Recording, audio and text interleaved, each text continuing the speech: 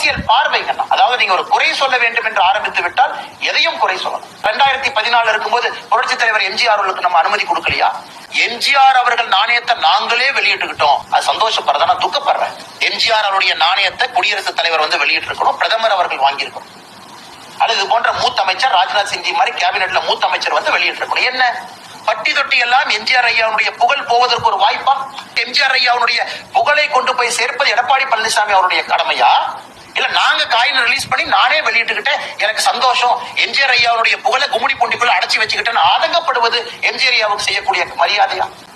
இதை வந்து மிகப்பெரிய அளவுல கொண்டு போய் சேர்த்திருப்போம். பட்டி தொட்டி எல்லாம் எம்ஜிஆர் ஐயாவுடைய புகழ் தமிழகத்தில் 8 கோடி தமிழர்களுக்கு தெரிய, யூபிக்கு தெரிய வேண்டாமா? அவருடைய சாதனைகள் தெரியப்படுத்த வேண்டாமா? இது வந்து பாருங்க, அதான் கிணத்து தவளை என்கின்ற வார்த்தையை பயன்படுத்துறேன். கிணத்துக்குள்ள உட்கார்ந்துகிட்டு இந்த காயினை நாங்களே வெளியிட்டுட்டோம், அதுல வந்து ஒரு புகழ் பாடுவது வந்து உங்களுக்கு சந்தோஷமா? அதனால இதெல்லாம் ஒரு வாய்ப்பு. திமுக அந்த வாய்ப்பை பயன்படுத்திக்கிட்டான்.